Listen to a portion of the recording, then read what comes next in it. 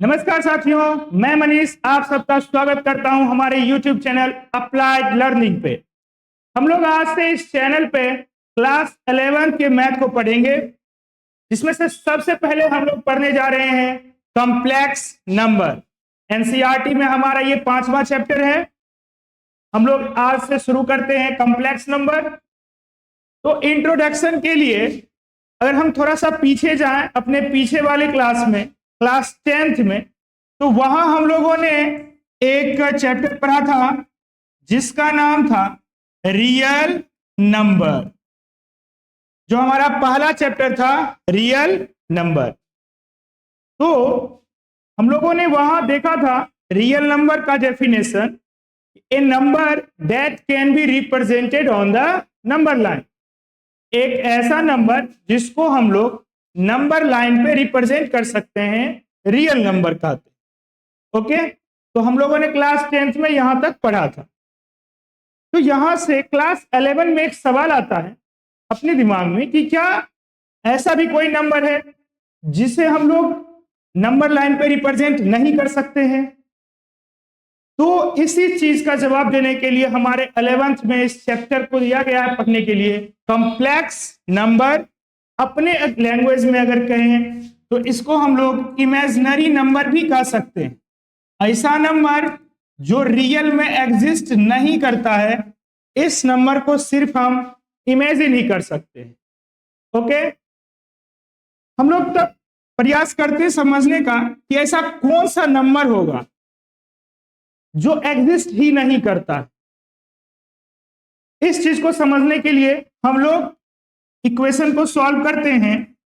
हम लोगों ने बहुत सारे इक्वेशन सॉल्व किए था 10th में। यहां पर अगर हम एक इक्वेशन को सॉल्व करें जो कि बहुत आसान है, x square minus 1 is equal to 0।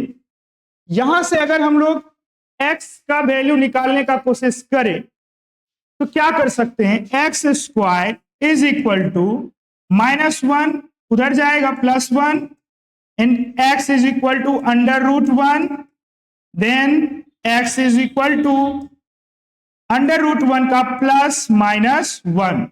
जब रूट से कोई भी नंबर वहां बाहर निकलता है तो प्लस में भी होता है और माइनस में भी होता है। इसका क्या मतलब हुआ? इसका मतलब हुआ कि आप अगर +1 को भी इस इक्वेशन में रखें, x square -1 is equal to 0 में अगर हम +1 को भी रखते हैं फिर भी इक्वेशन सेटिस्फाइड होगा। +1 का स्क्वायर 1 -1 इज इक्वल टू 0।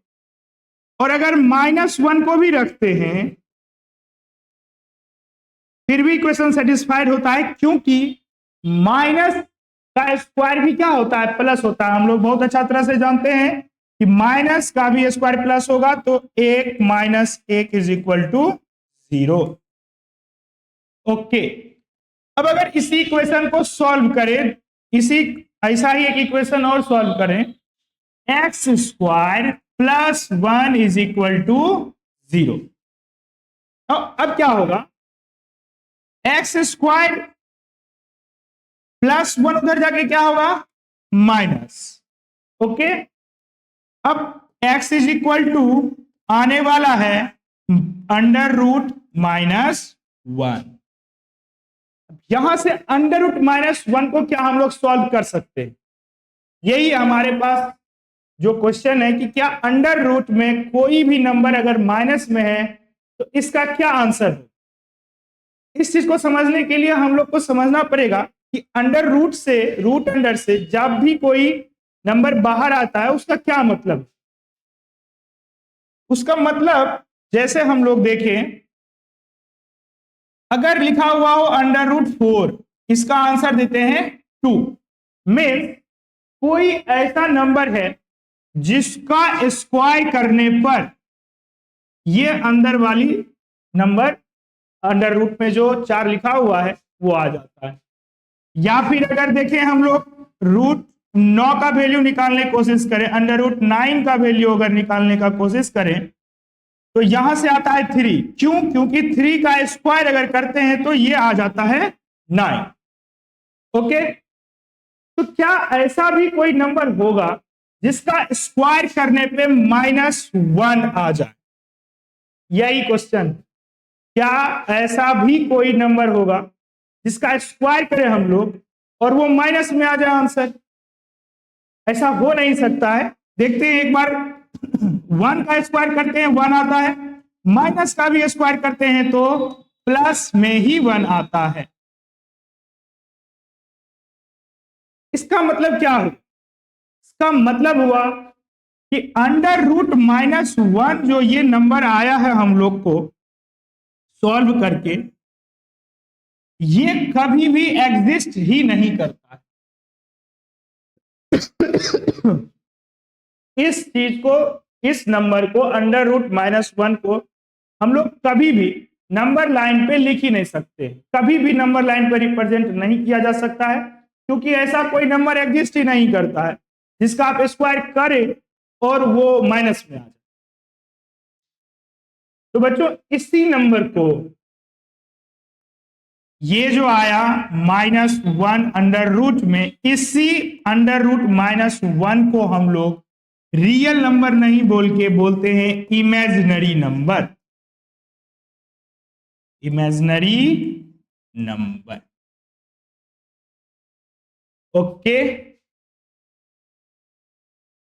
√-1 को इंडिकेट, डिनोट किया जाता है आई से, जिसको हम लोग बोलते हैं आयोटा।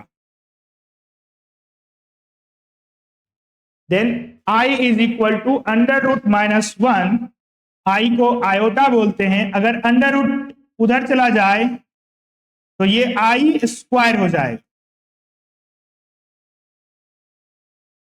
तो अभी हम लोगों ने देखा कि ऐसे भी नंबर्स हैं जिनको हम लोग नंबर लाइन पे रिप्रेजेंट नहीं कर सकते हैं। ऐसे नंबर को क्या कहा जाता है? आयोटा कहा जाता है। आयोटा का वैल्यू √-1। अगर अंडर रूट को हम बराबर के उस पर ले जाएं, I square is equal to -1। Okay, तो ये रहा हमारा इंट्रोडक्शन कॉम्प्लेक्स नंबर से, जिसमें इस ऐसा भी कोई नंबर होगा जिसमें ऐसा कुछ आ रहा होगा √-1 करके, या √-4, -5, -2, √-10। इस सारा नंबर अंडर रूट में जब भी माइनस आएगा, सारा का सारा नंबर इमेजिनरी नंबर होगा, और इसी से बनेगा कॉम्प्लेक्स नंबर। हम लोग आगे देखते हैं। तो यहां तक अगर कोई तरह का दिक्कत हो, आप लोग कमेंट कर सकते हैं, उसका जरूर से जरूर सॉल्यूशन दिया जाएगा। तो हम लोग आगे चलते हैं। अब हमारे पास जो टॉपिक है इंट्रोडक्शन के बाद, वो है कॉम्प्लेक्स नंबर। समझते हैं क्या होता है कॉम्प्लेक्स नंबर? डेफिनेशन है ए नंबर ऑफ द फॉर्म, एक ऐसा नंबर जो कि किस फॉर्म में हो? a+ib के फॉर्म में हो। एक ऐसा नंबर जो कि a+ib, आई माने iota, is defined to be a complex number. ऐसे नंबर को हम लोग क्या बोलते हैं? Complex number. जहां पर a और b क्या होता है? a and b are real numbers. Means अगर हम लोग ऐसा माने कोई कॉम्प्लेक्स नंबर z है, और कोई कॉम्प्लेक्स नंबर, जिसको कॉम्प्लेक्स नंबर को z से डिनोट करते हैं, अगर कोई कॉम्प्लेक्स नंबर z हम लोग मान लेते हैं a+ib,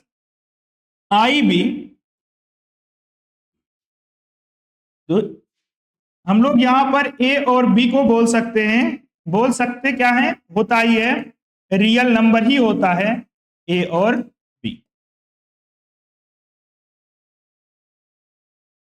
एक ऐसा नंबर जिसको हम लोग a+ib के फॉर्म में लिखते हैं, जहां पर a और b रियल नंबर होता है, ऐसे नंबर को हम लोग कॉम्प्लेक्स नंबर कहते हैं। ओके, यहां पर हम लोग को ध्यान देने वाला बात होगा ए के जगह पर जो होता है उसको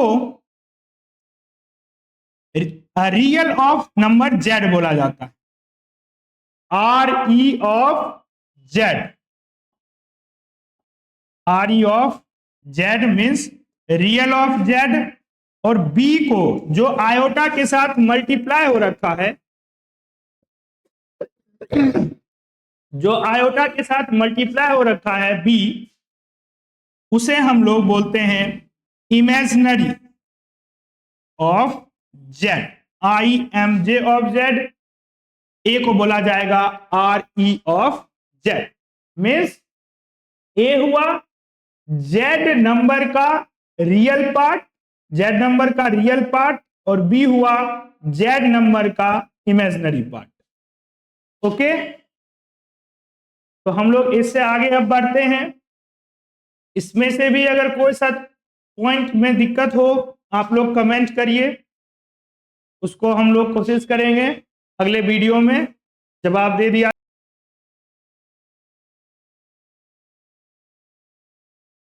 अगला जो हमारा टॉपिक है उसमें हमको पढ़ना है comparison of two complex number. मतलब कि कंपैरिजन मीन्स कि दो कॉम्प्लेक्स नंबर कब बराबर होते हैं। हम कब कह सकते हैं कि चलिए हाँ ये कॉम्प्लेक्स नंबर दोनों जो हैं ये बराबर है। तो इसको समझने के लिए हम लोग मानते हैं Z1 जो हमारा पहला कॉम्प्लेक्स नंबर है a प्लस आई बी, और दूसरा कॉम्प्लेक्स नंबर हम लोग मान लेते हैं c प्लस आई डी। ये हुआ a plus iota b, c plus iota d। अभी हम लोगों ने जो पढ़ा था उसमें बताया गया था कि i के साथ जो भी नंबर होगा उसको बोलते हैं इमेजिनरी पार्ट, और एक्स्ट्रा जो बचता है उसको बोलते हैं हम लोग रियल पार्ट। तो यहां ये रियल पार्ट ए है, इमेजिनरी पार्ट बी है, रियल पार्ट यहां सी है, इमेजिनरी पार्ट डी है। तो जब दो कॉम्प्लेक्स नंबर का रियल पार्ट मीन्स ए और सी अगर इक्वल हो, फिर बी और डी इक्वल हो, कंडीशन समझ लेना अच्छे से, रियल पार्ट दोनों का और दोनों का इमेजिनरी पार्ट अगर इक्वल है तो हम लोग कह सकते हैं कि कॉम्प्लेक्स नंबर दोनों क्या है, इक्वल है। ओके, एक बार फिर से रिपीट कर दे रहा हूं।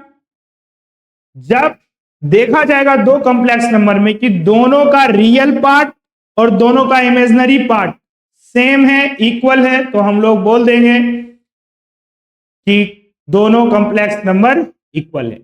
इसका उल्टा भी होता है, कभी कभी दो कॉम्प्लेक्स नंबर दे दिया जाता है, जैसे कि अगर जैसे x प्लस आई वाई और इक्वल टू समथिंग, कोई सा भी दूसरा कॉम्प्लेक्स नंबर दे दिया जाता है और वहां से हमको फाइंड करने के लिए दिया जाता है x और y का वैल्यू। इस तरह का क्वेश्चन बनता है। तो हम लोग एक क्वेश्चन कर लेते हैं जो हमारा आज का पहला क्वेश्चन होगा। फर्स्ट क्वेश्चन जो है, if 4x plus 3x minus y iota is equal to 3 plus minus 6 iota, मतलब कि दोनों हमको इक्वल दे रखा है, जहां पर x और y जो है क्या है, रियल नंबर है। तो हमको फाइंड करना है x और y का वैल्यू। ये हमारा क्वेश्चन हुआ। तो हम लोग सॉल्व करते हैं क्वेश्चन को। सबसे पहले तो क्वेश्चन को वापस से लिख लेते हैं। 4x plus 3x minus y is equal to 3 plus minus, यहां आई छूट गया, 3 प्लस माइनस 6 आई। अभी हम लोगों ने जो ऊपर देखा था वहां पे बताया गया था कि दो कॉम्प्लेक्स नंबर तभी इक्वल हो सकता है जब उसका रियल पार्ट और इमेजिनरी पार्ट दोनों इक्वल हो, और यहां तो पहले से दे रखा है इक्वल है, इट मीन्स कि इसका रियल पार्ट और इसका रियल पार्ट दोनों इक्वल होगा। रियल पार्ट इस कॉम्प्लेक्स नंबर का और रियल पार्ट इस कॉम्प्लेक्स नंबर का इक्वल होगा। इमेजिनरी पार्ट इस कॉम्प्लेक्स नंबर का और इमेजिनरी पार्ट इस कॉम्प्लेक्स नंबर का इक्वल होगा। तो हम लोग यहां से इक्वेशन बना के सॉल्व करते हैं। 4x is equal to 3, real part x is equal to 3/4। हमारा x का वैल्यू फाइंड हो गया, निकल गया। इसके बाद 3x minus Y imaginary part जो है इस कॉम्प्लेक्स नंबर का, वो इसके इक्वल होगा -6। यहां से x का वैल्यू हम लोग पुट कर लेते हैं, 3 इंटू 3/4 यहां से, फिर minus y is equal to -6, 3 3 जा 9/4 minus y is equal to -6। यहां से माइनस वाई उधर जाके प्लस वाई और -6 इधर आके +6।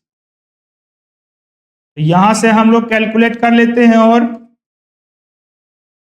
4 1 का एलसीएम ले लिया जाएगा, 4 4 कैंसिल आउट, फिर ये हो जाएगा 24 इज इक्वल टू वाई। यहां से 33/4 हमारा y का वैल्यू आ जाएगा। तो इस तरह से हम लोग x और y का वैल्यू फाइंड किए इस क्वेश्चन में। इस तरह का बहुत सारा क्वेश्चन दिया हुआ है, पूछा जाता है। हम लोग जब क्वेश्चन पे आएंगे, अभी तो थ्योरी कराया जा रहा है, जब क्वेश्चन पे आएंगे तो और ढेर सारा क्वेश्चन करवाया जाएगा। तो इस क्वेश्चन में x और y का वैल्यू फाइंड हो चुका है और हमारा ये टॉपिक भी कंप्लीट हो चुका है, comparison of two complex number. Okay, तो हम लोग अब आगे चलते हैं। अगर नोट डाउन करना हो आप लोग नोट डाउन कर सकते हैं, स्क्रीनशॉट लेके या रोक के, जैसे करना हो। हम लोग आगे चलते हैं। नेक्स्ट टॉपिक हमारे पास है algebra of complex number. Algebra माने क्या? अलजेब्रा मीन्स जो हम लोग बचपन से जोड़ घटाव सीखते आए हैं वही होता है। मीन्स कि कॉम्प्लेक्स नंबर को कैसे जोड़ते हैं, कैसे घटाते हैं, कैसे मल्टीप्लाई करते हैं। Addition of complex number, subtraction of complex number, multiplication of complex number and division of complex number. Okay, तो हम लोग अलजेब्रा ऑफ कॉम्प्लेक्स नंबर को स्टार्ट करते हैं और फिर से हम लोग दो कॉम्प्लेक्स नंबर ले लेते हैं, a प्लस आई बी, और दूसरा ले लेते हैं c प्लस आई डी। ठीक है, और दोनों को जोड़ते z1 प्लस z2। तो क्या होगा, a plus I B plus C plus I D. जब भी दो इक्वेशन को हम लोग जोड़ते हैं, ऐड करते हैं, तो LHS LHS से ऐड होता है और RHS RHS से ऐड होता है। तो हम लोग LHS को LHS से और RHS को RHS से ऐड कर दिए हैं। तो Z1 plus Z2 is equal to AC को साथ ले लेते हैं प्लस IB और ID को साथ ले लेते हैं, जिससे क्या हो जाएगा, Z1 प्लस Z2 जो हमारा आएगा A plus C plus I common कर लिया जाएगा, B प्लस D बचेगा। I कॉमन करके बाहर कर लिए। तो जब भी हम लोग दो कॉम्प्लेक्स नंबर को ऐड करेंगे तो उसमें क्या करना, रियल पार्ट AC देखिए, A जो है वो Z1 का रियल पार्ट और C जो है वो Z2 का रियल पार्ट, तो दोनों का रियल पार्ट ऐड कर देना। फिर दोनों का इमेजिनरी पार्ट ऐड कर देना है, बी इसका इमेजिनरी पार्ट, डी इसका इमेजिनरी पार्ट, और उसके बाद आई लगा देना है। तो हम लोग का एडिशन ऑफ कॉम्प्लेक्स नंबर हो जाएगा। इस पर एक क्वेश्चन देख लेते हैं, आप लोग को राइट डाउन करना हो आराम से रोक के या स्क्रीनशॉट लेके कर लीजिए। आगे चलते हैं इस क्वेश्चन पे। क्वेश्चन दे रखा है Z1 is equal to 2 plus 3 iota, Z2 is equal to -6 plus 3 iota. हम लोग को फाइंड करना है Z1 प्लस Z2। तो फाइंड करते हैं, दोनों का रियल पार्ट ऐड कर लेते हैं, 2 प्लस और ये -6 है, फिर प्लस दोनों का इमेजिनरी पार्ट ऐड कर लेते हैं, 3 प्लस 3 और आयोटा लगा दिया जाएगा। तो फाइनल जो हमारा आंसर आएगा plus minus 2 minus 6 minus 4 plus 9 iota. ये हमारा Z1 प्लस Z2। ठीक है, राइट डाउन कर लीजिए। किसी भी तरह का दिक्कत हो कमेंट बॉक्स खाली है, उसमें पूछ लेना है। अब हम लोग आगे चलते हैं, आज के लिए इतना ही रहने देते हैं। अगले क्लास में हम लोग एडिशन में ही 2-3 और तरीका है उस चीज को पढ़ेंगे, फिर सब्सट्रैक्शन पर आ जाएगा, फिर मल्टीप्लीकेशन ऑफ कॉम्प्लेक्स नंबर पर आ जाएगा,